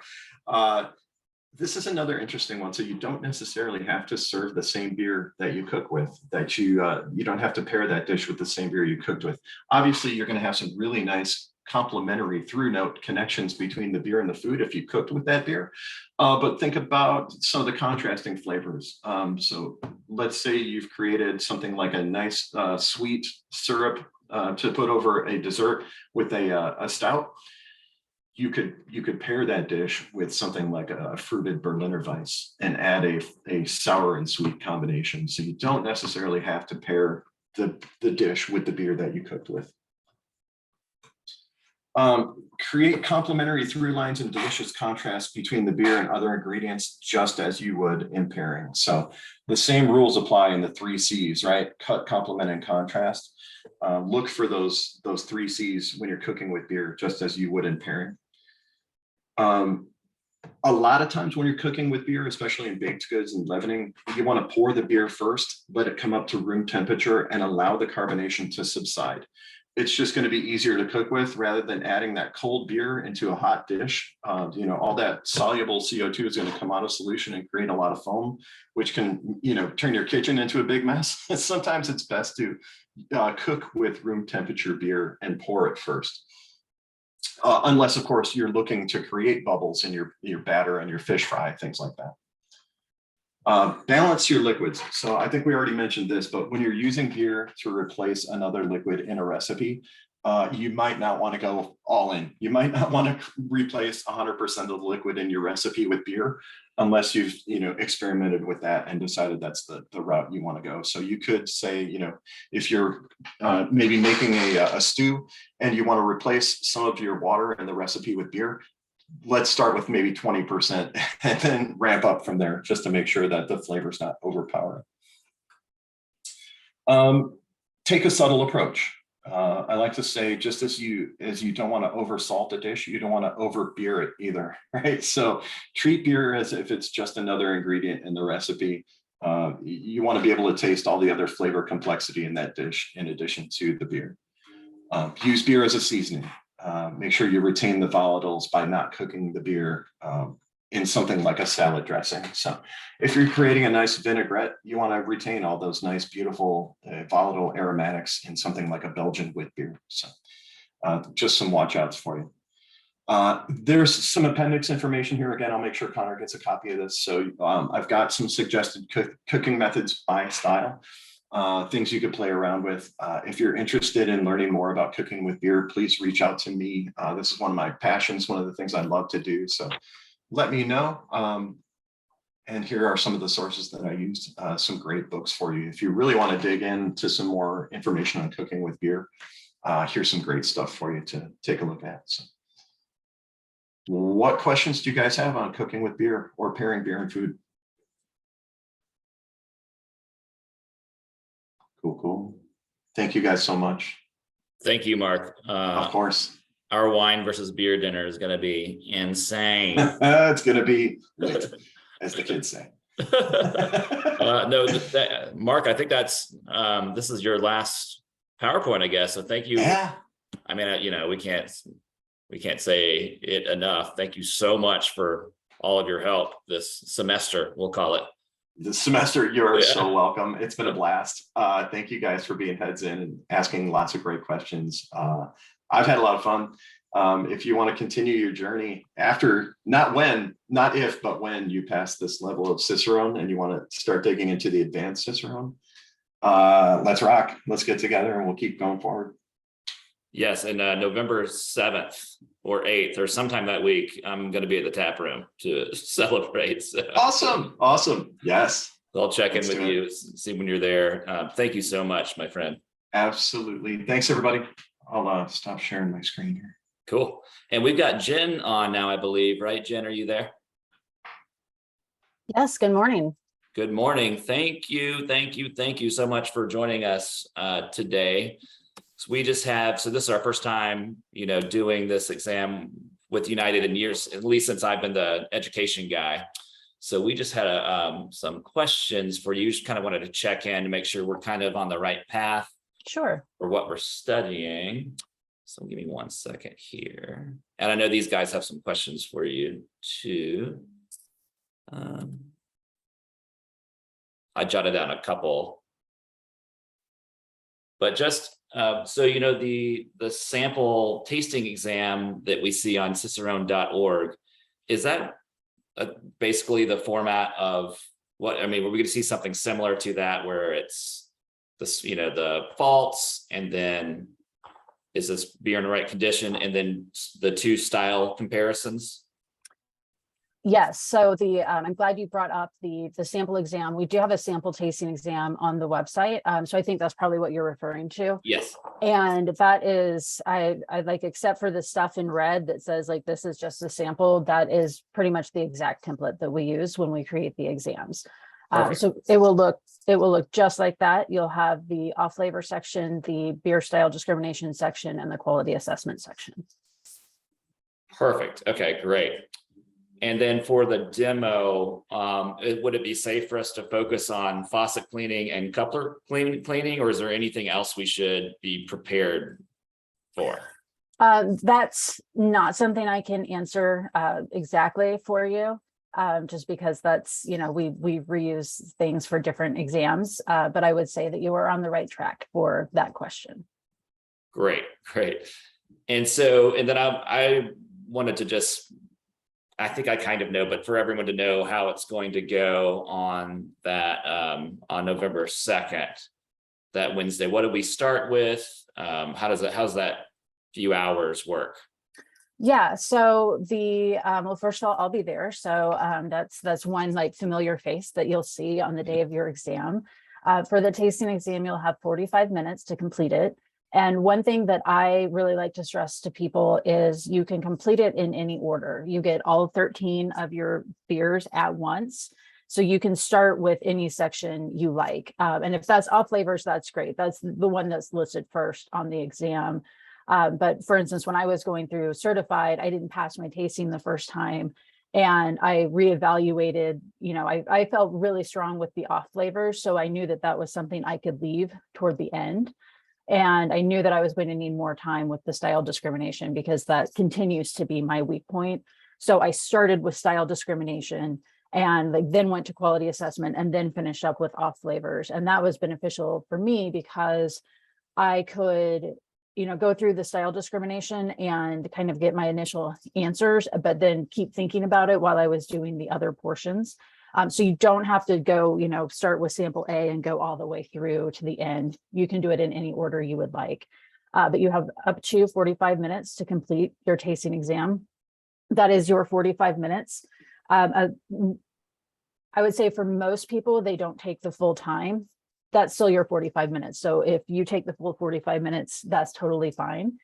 And then when you're finished with the tasting, and I do these on a rolling basis, as you're finished with the tasting, then we'll get you set up for the demo. So all in, you've got the 45 minutes for the tasting, and then there's usually toward the end kind of a wait time to be able to do your demo. But when you're finished with the demo, you're finished, you can leave. And that's, I would say, like maybe a couple of hours out of your day, if you also have to wait to be able to do the demo. So with the tasting exam, like I said, you'll have all of your samples, you'll have water, you'll have crackers.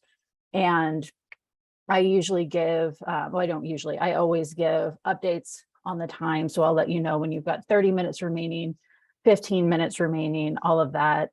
And then I'm also on hand to answer any questions, or I always tell people, if you run out of water and crackers, ask me to bring them to you. Don't use your exam time to, get up and get those things. So I'm on hand to help however I can. Great. And then a question I had is, if we let's say, I picked incorrectly and went with German pills over Helles in this example. If I made a compelling argument for pills, is it all or nothing for points, or would you, I don't know, give leeway for making a good case, even though you got it incorrect? Not for style discrimination or off flavors. That's going to be a black and white. It's circle one or the other. And I don't mean to sound like unfeeling when I say this part, but I will say sometimes people make notes on their tasting exam. I don't pay attention to your notes. The instructions are circle one or write in the off flavor. And that's what we pay attention to, is what ends up in that space. For the quality assessment, it's awarded more points because we're asking you for more information. And you are first, as you can see on your screen, you're going to be asked, does this show signs of mishandling? So there you get points for correctly identifying yes or no. And then you also get points for correctly identifying if there's an off flavor, what that off flavor is, and then what the cause. So just like it says right there, identify the off flavor you taste and its likely cause. So you could say, yes, this sample shows signs of mishandling, get points for that, and say, you wouldn't see this, but say like, this is acetaldehyde and this is caused by oxidation, right? So you got the mishandling part right, you got the off flavor wrong, and then you got the cause for the off flavor incorrect as well. So with that one, there's more room to get partial credit for some of your answers. And are these mishandling questions, they just kind of coincide with these up here?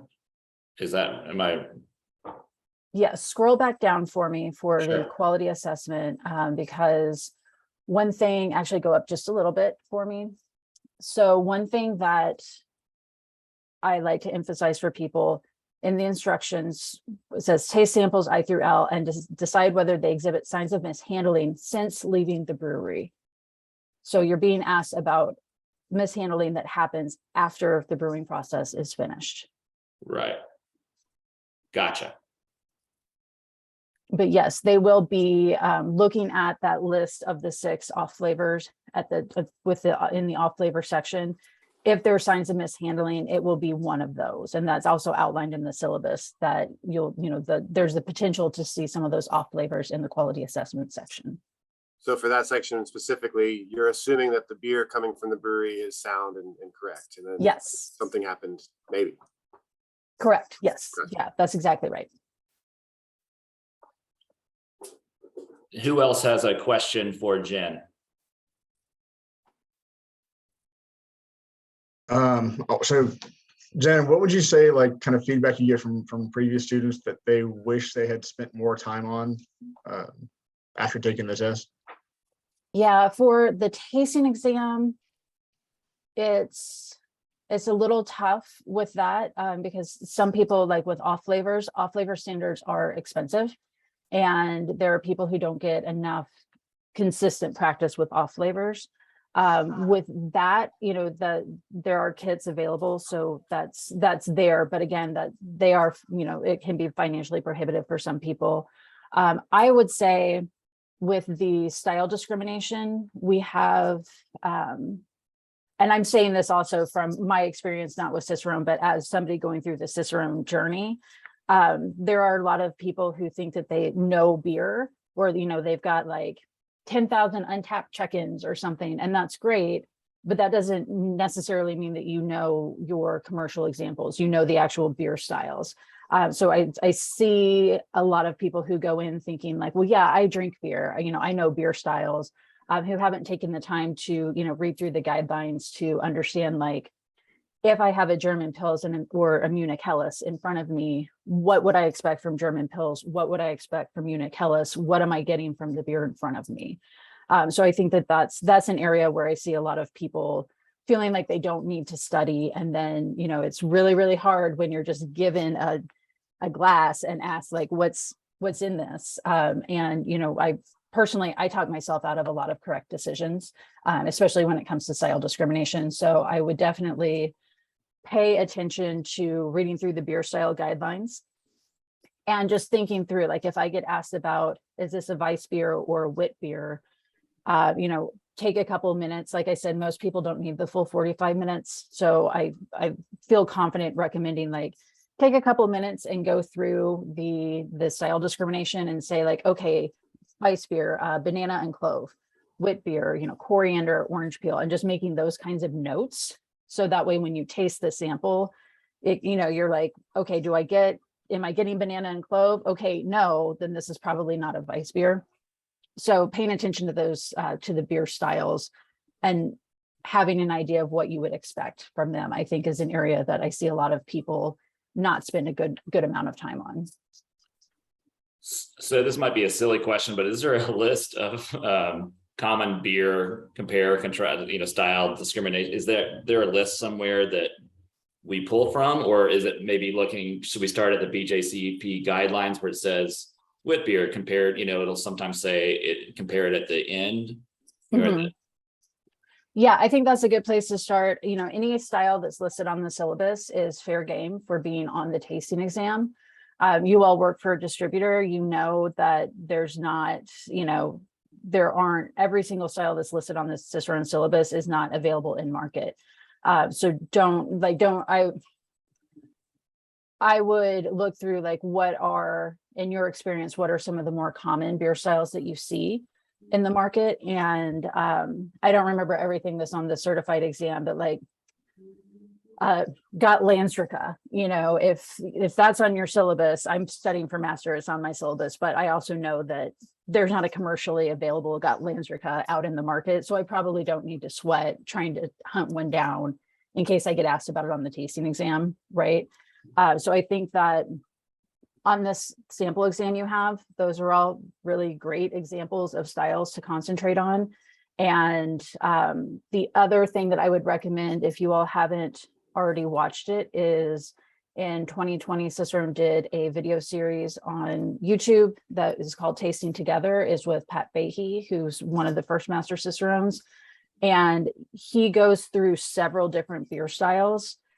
And the one Tasting Together that I highly recommend is he did an exam tactics, one that was just about style discrimination, where he talks through kind of, here's the philosophy behind it, here's what you may want to look for. So I highly recommend watching that. I think that would be very helpful. And then, you know, looking through some of those Tasting Together series that they did, I think would give you an idea of some of the more common styles that you would see. Great. And let me see, I'll grab that link really quickly and pop it into the chat for you Oh, that all, would be fantastic. because I reference that video to a lot of people a lot of times. So let me find that. No. Not running on the treadmill every single day if you're trying to lose weight, or I'm gonna jump in this pool. Let's see. Hey, I just got it. Okay, cool. I was like, oh no, do I have something open that's playing on here? But yeah, That was me. I'm sorry. I'll Oh, share no, it with, totally fine. I'll share it with our group meet. real quick. Okay, great. Who else has a question?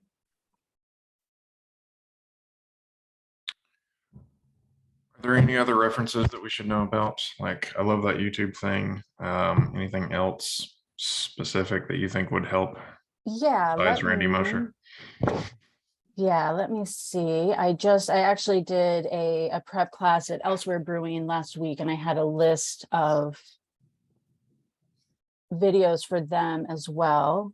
So let me pull this up and I will share this. It's so cool you're in town. That's a Elsewhere stumble distance from me. I live right. Oh, down nice. there. A great place. Yeah. Okay. So the other one that I would recommend is Cara Technology. So I'll put that in the chat on YouTube. They are the ones who create the off-flavor standards that Cicerone uses. This is, I don't know if this will send you to the exact link, but it will at least get you there. They did a series of videos on different off flavors, and they're all like, I think the longest one is maybe 5 minutes long. For your purposes, there is a video where he walks through how to evaluate, you know, how to go through like the 5 different 5 different ways to evaluate beer. So the ones for your purposes that would be helpful to watch are acetic, DMS, diacetyl, acetaldehyde, and then the tasting one.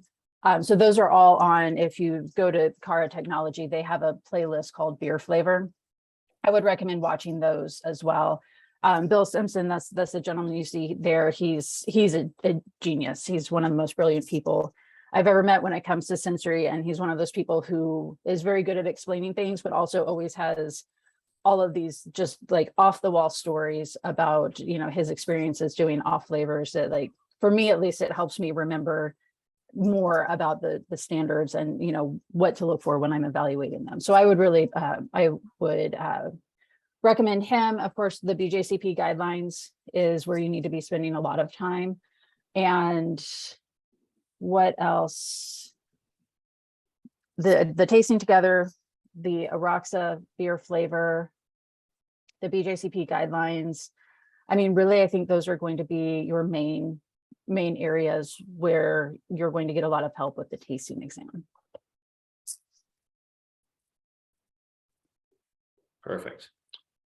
Any other questions for Jen? I do. Let me really quickly also navigate to this that I will share with you all. If I can find my own playlist. Let me see. I'll find it and send it to Connor to share with you all. But I have Leaders Beverage is a draft systems company out of Chicago. Like I said, I can't give you like a ton of information, but I will say they have really great videos on how-tos, like how to take apart and clean a faucet, that you might find really helpful to watch before the exam as well. I love it. So I'll just send out the big email today. Will have a bunch of these videos embedded in them. This is super helpful. Yeah, I would say the other piece of advice that I have for you is to spend some time thinking about what your strategy is going to look like when you go into the exam. Thinking about how are you going to spend that 45 minutes? Which section do you think would be most beneficial for you to start with? For me, it's usually like, which one is the one I'm the most nervous about? And that's the one that I'll start with. Because then I can knock it out. And like I said, if I need to go back and think about any of my answers again, I can do that. So I think it's highly beneficial to kind of visualize what that exam day will look like for you, because it's, as you all know, it's stressful preparing for it. It's stressful going into the exam. And if you've already thought through what your exam day is going to look like, that's going to help alleviate quite a bit of that stress. And, you can go in and stick to this plan that you created for yourself. And that's going to make you that much more successful.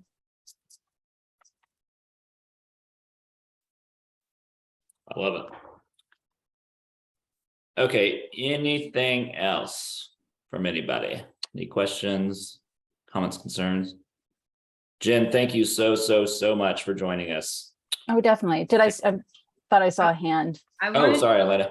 Just to double check. So you said that even though the notes might not be looked at as far as answers go, it is okay to jot down like kind of our ideas and like the columns of the page. Oh yeah, right all over it. That's your exam. So yeah, just you can write on the front, you can write on the back, as long as we can tell what your answers are. Do whatever you want with that piece of paper. Okay. Spill beer on it. A lot of people spill beer on these. I spilled beer on my exams before and just written like sorry with a little arrow. So yeah, that's your exam paper. Is that extra credit? Perfect. Thank you. Good luck. I wish. Yeah, I would have gotten a lot of extra credit for the one spill that I did. All right, good deal. Well, thank you again, Jen. Thank you everyone for joining today. And thanks again to Mark. That was an excellent PowerPoint and session. And I'll send out everything later today. And we'll see everyone on Tuesday, if you can make it, at the office at 9:30. But I'll see some of you guys also tomorrow at 9. Sound good? All right, thanks, guys.